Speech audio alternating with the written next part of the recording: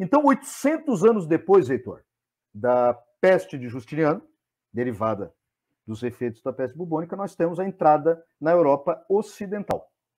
Então, nós temos aí já a chamada Baixa Idade Média. Tá? A primeira identificação, através de cronistas medievais, veio na Crimeia, que é uma região no sul da Ucrânia, que hoje foi tomada... Hoje não, né? Em 2014 foi tomada pela Rússia. Então, na Crimeia, se identificou ali a peste bubônica, em 1343. Só que ela só vai ser verificada de maneira mais, digamos, de maneira maior, mais forte, né? Em 1347.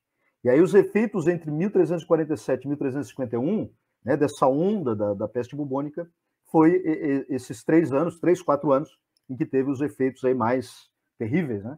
E é impressionante, né? Os números, eles chegam a citar acima de 100 milhões de mortos, tá? No total, né? Não.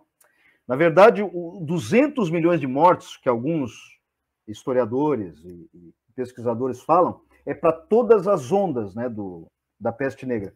Mas olha que doideira, cara. A Idade Média ali, essa região da Idade Média, tinha 80 milhões, na Europa Ocidental, no caso, tinha 80 milhões de pessoas, mais ou menos. E dessas 80 milhões, morreram 60%. Então, a taxa de mortandade era muito grande.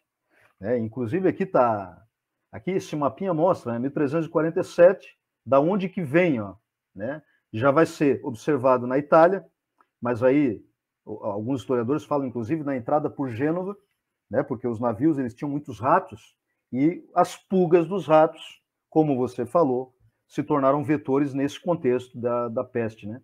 E depois ela foi se espalhando pela Europa, né?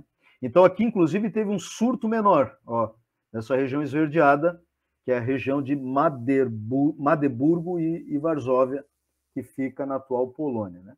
E aí nós temos as representações, né, porque o impacto da peste bubônica na população europeia foi muito grande.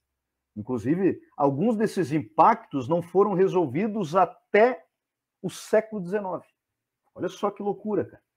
Né? O impacto populacional. Inclusive, há evidências, né, que tratam aí de que essa quantidade de mortos que teve ali devido à peste bubônica afetou a ciência medieval, que vinha muito forte, né? A gente já falou dos calculadores de Merton College, né, em programa anterior, mas foi antes da peste bubônica.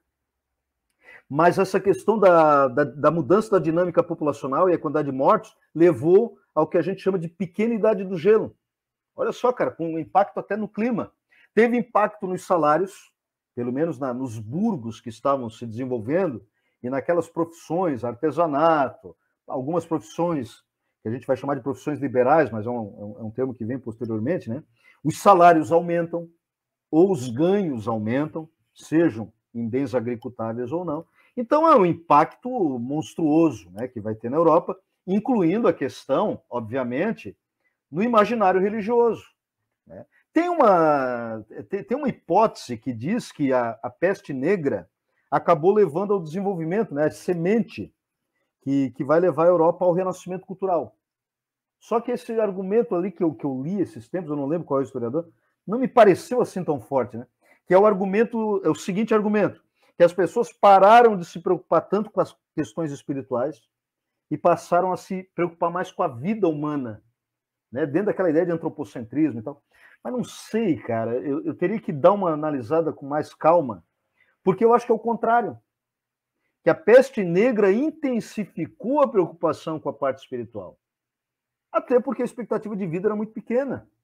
Né? Então, obviamente, a preocupação, pelo menos pela lógica, a gente sabe que a lógica nem sempre ela nos traz uma verdade, né? Mas pela lógica presume-se que houve uma intensificação aí das preocupações espirituais. Né? Essa aqui, essa imagem aqui do pintor, acho que é pintor dos Países Baixos, né? Da região de Flandres, Peter Bruegel, O Triunfo da Morte, né? Uma representação dos efeitos da peste, que teve várias ondas, inclusive, como depois o Heitor vai comentar.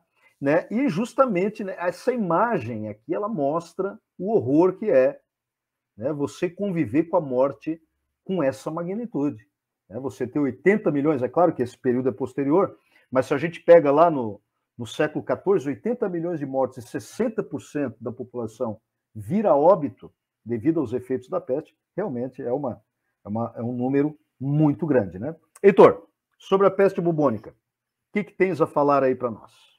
Beleza. Não, então, posso tirar dessa imagem? Pode tirar. Não, só voltando lá no filme O Físico, né? Na verdade, o nome em inglês seria The Physician, né? Que seria o médico, mas a versão em português botou o físico. Então, quem olha o título pensa, nem tem a mínima noção que tem a ver com medicina, né? Pensa que é alguma coisa relacionada à física, astronomia, sei lá. Mas eu também, só para complementar, Michel, além de ele ser mentiroso no sentido de que realmente a igreja não impedia que fosse feito testes ou análises em cadáveres, mas também ele dá aquela ideia, alimenta ainda mais aquela ideia que a igreja ela era contra a ciência, ou que ela segurava a ciência, que é mentira também. A gente já falou isso lá nos nossos primeiros episódios, que nós fizemos lá, o episódio 1, 2, 3, 4, 5.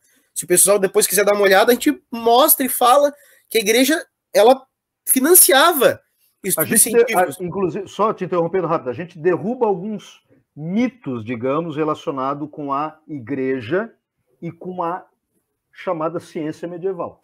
Exatamente. Houve uma ciência medieval e ela era muito forte. A base, inclusive, como está em episódios anteriores, procurem lá no nosso canal aqui, foi a base do pensamento de Galileu Galilei.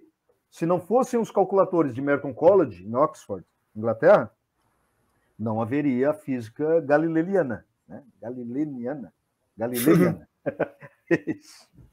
Não, beleza. E daí, não, só respondendo ali o Marcelo Gaio ali, que ele falou assim, ó, e o cólera, que não é vírus nem bactéria. Não, ele é bactéria, Marcelo. O cólera é de uma bactéria chamada Vibrio cholerae.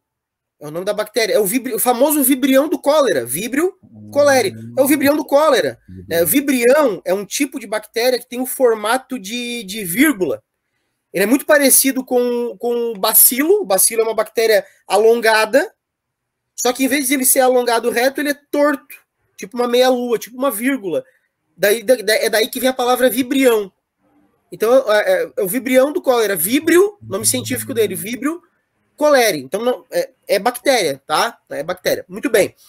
E aí, voltando lá, então a gente teve a primeira aparição da peste bubônica foi lá na praga de Justiniano, numa amplitude menor, né? 800 anos antes da bubônica. E aí depois vem a bubônica dentro do mesmo contexto. Falta de higiene, falta de tratamento de esgoto. Se hoje já é uma dificuldade, imagina naquela época. As condições sanitárias eram terríveis, né? Porque você teve um crescimento populacional, demográfico e urbano excepcional naquele momento, mas a questão sanitária não acompanha, né? Não consegue acompanhar. E aí você continua com os ratos, você continua com os gatos, você continua com os cachorros, ou com as aves até, todos com pulgas. E a pulga, então, né, a qual ela acaba tendo dentro dela a Yersinia pestis, né?